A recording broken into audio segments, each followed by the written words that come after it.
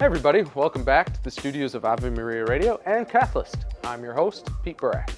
The Catholic Church and its members have had a demonstrable effect on the world in a myriad of ways apart from the obvious religious influences. For example, did you know that the first piano was developed in the early 18th century by a Catholic, Bartolomeo Cristofori?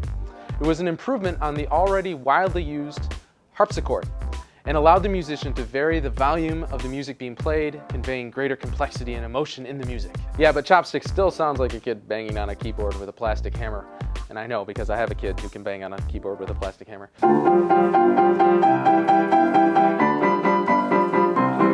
Anyway, this is just one of the dozen things you probably didn't know were created and developed by Catholics. Though people had been using various types of magnifying lenses in China and the Middle East for centuries, Alessandro Spina, also Catholic, is usually credited with the invention of spectacles in the early 1300s.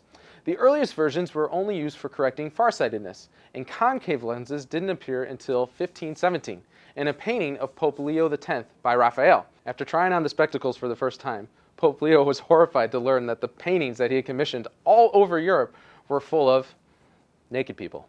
In the 12th century, a Catholic monk and professor named Gratian produced the first complete systematic body of laws, or canons. No, Iris, not that type of canon.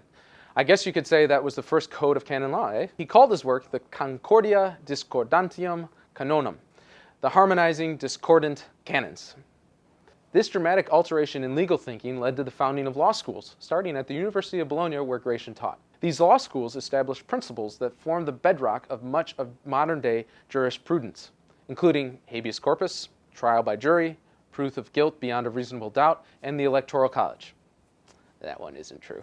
Catholics helped develop entire musical genres, including hymns, operas, and oratorios. For example, Joseph Haydn, a Catholic Austrian composer in the 1700s, was instrumental in developing the symphony and string quartet. See what I did there? Instrumental. This one may seem a bit obvious, but the Catholic Church was responsible for the construction of the set of books known as the Bible. Granted, the Old Testament is largely comprised of Jewish scriptures, but the decision of which books to include, the order of said books, and the division of the testaments, all the way down to the chapter and verse designations, was decided at various times by the Church. Side note, Catholics include the 7 apocryphal books, while Protestants do not because of the Reformation. Martin Luther had them removed. He had 95 theses, but the Apocrypha ain't one. Speaking of the Bible, it was Catholic Johannes Gutenberg who printed the first one on a printing press in the 1450s, and incidentally, that was the first book ever printed. Johannes reportedly joked that he wished he was Protestant because he wouldn't have had to print those extra 7 books. Let's close today's episode with a few rapid-fire Catholic developments. Father Georges Lemaitre, a Belgian priest, astronomer, and professor of physics at the Catholic University of Leuven, first theorized the Big Bang Theory. Roger Bacon, of the awesome last name, Bacon, a Franciscan friar, developed the first principles of magnetism, which makes a lot of sense with bacon. That's why it's so magnetic.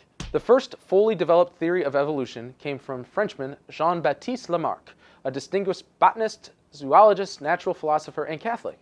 His work was a big influence on Charles Darwin. Father René Hauy, a French mineralogist, is known as the father of modern crystallography, since he developed the science of determining how atoms are arranged in crystalline solids. His brother Valentin founded the Royal Institute for the Young Blind in Paris on November 13, 1784, now called the National Institute for the Young Blind. And lastly but not leastly, Valentin's most famous student was also a Catholic, Louis Braille, who you may know as Louis Braille in American, who developed a writing system for the blind, which now bears his name. Braille explained his intent to design his famous system thusly: access to communication in the widest sense is access to knowledge, and that is vitally important for us if, the blind, are not to go on being despised or patronized by condescending sighted people.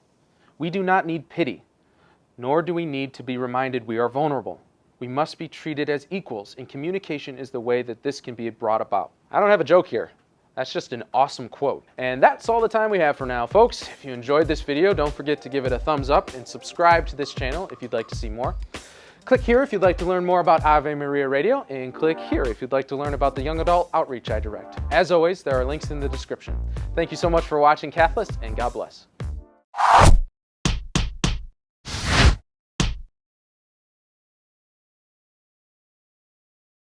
And Cathlist. I'm your host. No big deal. MBD. All right. Okay. Are we ready to go? Are we actually ready to go here? We're rolling. So We are. Oh, we were rolling? Oh, my gosh. The Catholic Church and its members have had a demonstrable... Darn, Brian. To be painted throughout the churches in Rome were full of naked people. I love that line, by the way. That is like my favorite line. Ah! they were closed. What is going on? This is a church. He called his work the Concordia Discordium.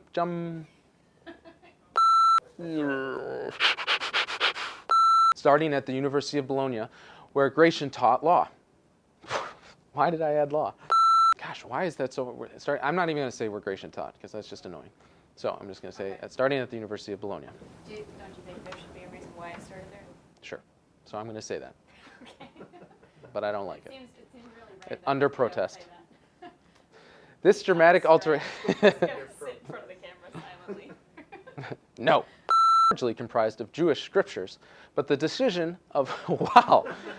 Oh, man, there's just so much shushishin in that. Jewish scriptures and decision are all in the same sentence.